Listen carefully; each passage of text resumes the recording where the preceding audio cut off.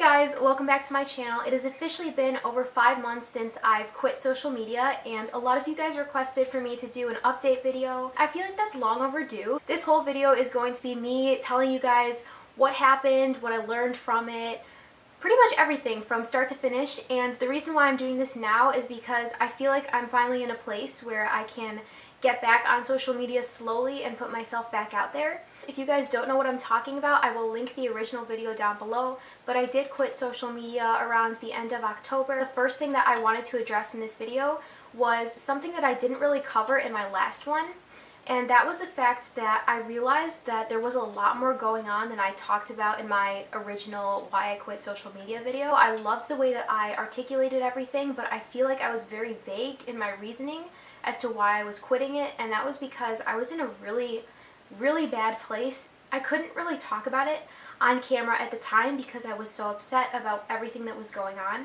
Obviously this video is about my experience, so I'm not going to ramble too much, but the period from April to October of 2017 was probably one of the worst periods.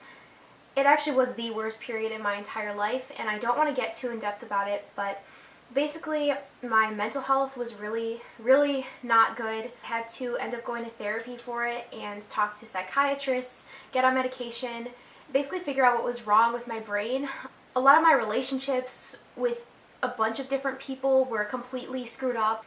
I was in a place where I lost my sense of self-worth. So it wasn't strictly all from social media, and I know that's kind of the gist that you got from the original video, but there was so much more going on behind the scenes. I just thought that I should throw that out there because I feel like I didn't really address that in my other video. Like I said, I quit it around the middle to end of October, and it was one of the best decisions I think I've ever made. When I first quit it, I felt super powerful. I was like, wow, I'm so smart. Like, look at me, I am doing what most people can't even do. And it was really refreshing to not have to check up on my phone.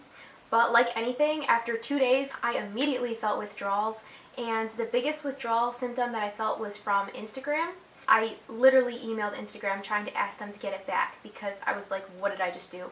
But at that point, obviously, I'd already deactivated my account. The first 2 days was probably one of the easiest. As for Snapchat, before I quit Snapchat completely, I sent a snap to all of my Snapchat streaks, which, by the way, I had like 40 of them. It was crazy.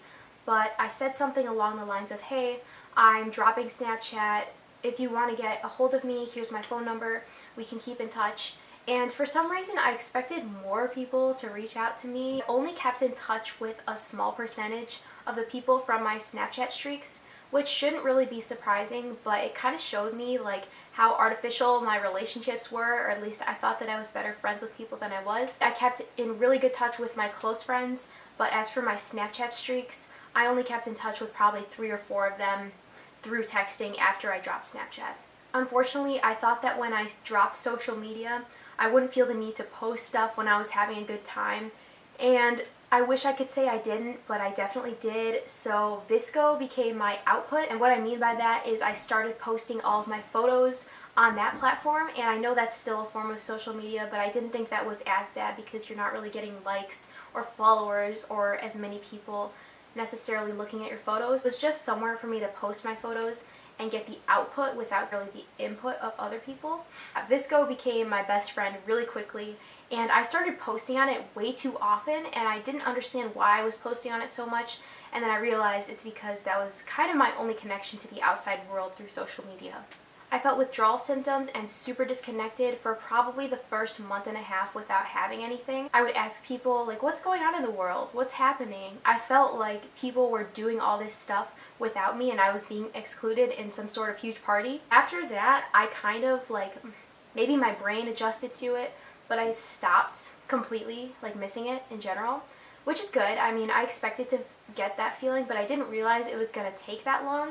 I thought it was going to take maybe 3 weeks tops, but it did take a month and a half for me to like truly get over having to check my phone and all that stuff. I have a lot more free time. I filled it up with Netflix and YouTube videos, so it's not even like I was super productive with that free time. But regardless, I did have a bunch of extra free time, which was really nice. I didn't really miss out on connections with my good friends. They still texted me. I still hung out with them. and I thought that my relationships with them were going to suffer, but actually with them it was fine. It was really just the people that I was kind of acquaintances with, like on Snapchat or Instagram. In terms of any major lessons I learned from my cleanse, it really was me realizing that it wasn't social media itself that was giving me the stress. You can't blame apps for causing you anxiety. Like, that doesn't really make sense. I was in a place where I lost my sense of self-worth, but that was not from the apps or the people posting things. That was from my outside world and how people were treating me, and then me going on my phone just made things worse. It's also caused me to appreciate it more. I'm going off to college soon, and the reason why I'm getting back on social media is because I do want to keep in touch with some of my high school friends.